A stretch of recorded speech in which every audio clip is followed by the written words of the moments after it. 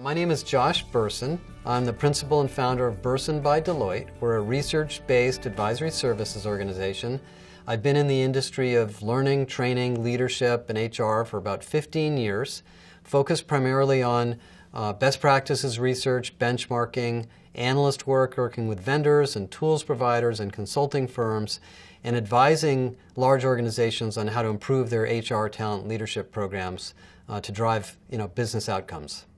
So we're going to talk about 21st century talent management and really touch on the key practices and strategies organizations should adopt to really create a highly engaged, high-performance workforce in today's environment or economy.